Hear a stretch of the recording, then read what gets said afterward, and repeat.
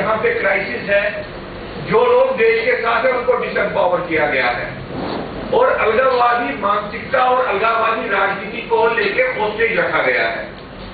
जब तक भारत सरकार ये बात नहीं समझे कि देश की जो इस स्टेट में लिवरेजेस हैं, सपोर्ट स्ट्रक्चर्स हैं, उस सपोर्ट स्ट्रक्चर को संगठित करना है एज ए नेशनल पॉलिसी, तब तक हम कहीं और नहीं जाएंगे। अभी तक तो इतना ही है कि भारत सरकार अगर प्रिटेंशन भी कर रही है तो सब लोगों को मिला के तो इतनी ही बात है। वहां पे जाके वो गली गली पूछे उनसे मिलने के लिए गए, वहां पे उन्होंने किसी को ग्रुप में क्लब नहीं किया, वहां पे उन्होंने ये नहीं कहा कि हम JKLF के 4 ग्रुपों से नहीं मिलेंगे, वहां पे उन्होंने ये नहीं कहा कि हम शबीर शाह के 3 दलों से नहीं मिलेंगे, हम जमात इस्लामी के 4 दलों से नहीं मिलेंगे या हुर्रियत के दलों से नहीं मिलेंगे। वहां पे तो जो भी कोई मिलना चाहे उनके पीछे ये गए। यहाँ पे जो लोग एक स्ट्रगल कर रहे हैं कम्युनिज्म को फाइट करने की, सेपरेटिज्म को फाइट करने की, और इतने साल से कर रहे हैं, अगर भारत सरकार को इतना भी मालूम नहीं है और स्टेट गवर्नमेंट को इतना मालूम नहीं है कि किससे बात करनी है, तो अपने आप में हम यहाँ से क्या कहाँ जा रहे हैं कोई उतनी बड़ी आशा नहीं है।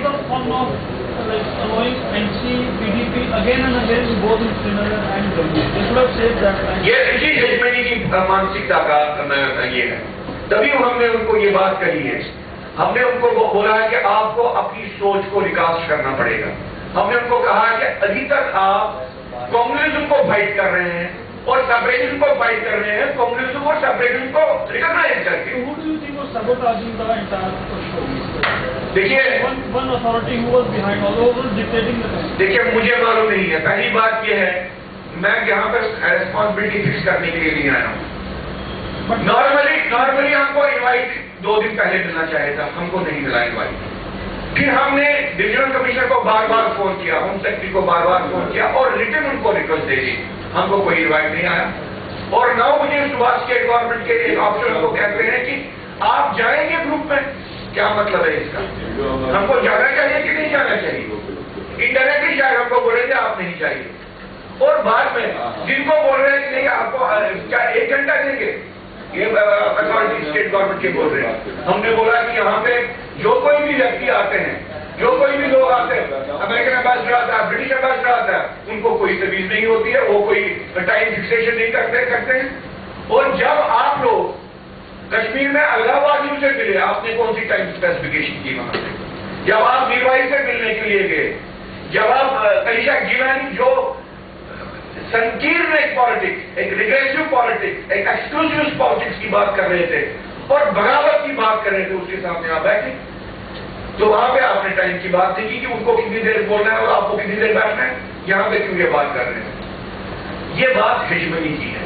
भारत सरकार समझती है यहाँ पे मुस्लिम कम्युनल सेपरेटिस्ट पॉलिटिक्स की हेजमनी को बरकरार रखने से शायद यहाँ पे भारत बच रहा है। हमने उनको ये कहा कि इससे भारत नहीं बच रहा है, इससे भारत घट रहा है। वो सारे लोग हिंदू, मुसलमान, सिख, बुद्धिस्ट जो हिंदुस्तान के साथ रह रहे हैं, वो उनको आप कमजोर कर रहे हैं। हमने उनको ये बात भी कही कि जो ये बार-बार आप ये सिग्नल ले रहे हैं कि कुछ ना कुछ होने वाला है, कश्मीर में जो वहां पे इंतफादा है, सबसे ज्यादा उसको फ्यूल उसी से मिल रहा है। ये देर का काम कर रहा है, जो बार-बार उनको बोल रहे हैं। तो जो आप बोल रहे हैं कि रेस्पॉन्सिबल कौन है, मुझे नहीं मालूम है, लेकिन सीक्वेंस ऑफ इवेंट क्या है कि 8:30 बजे हमको कंफर्म किया गया कि आपको सेपरेटली मिलना है। 3:30 बजे हमको लेटर दे दी और उसमें कहा कि आपको 10 मिनट मिलना है 24 लोगों को। हमने उनको बोला कि 10 मिनट में अगर इंट्रोडक्शन भी करें तो क्या करें? 10 मिनट में अगर 24 लोग मिलकर बैठे और कम से कम किसी 2 पॉइंट पे फैसला भी करना चाहें, वो कैसे कर पाएंगे? और बीच में 2 घंटे का समय है, इसमें कंसेंसस भी नहीं होगा।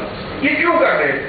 मुझे लग रहा है कि कोई शक्ति, चाहे वो कहीं पे भी हो, स्टेट गवर्नमेंट में हो या बाहर, वो चाहती थी कि हम इस डेलीगेशन को नहीं मिलें, हम इस डेलीगेशन के सामने वो बातें नहीं करें जो शायद उनकी राजनीति को सूट नहीं कर रहे थे।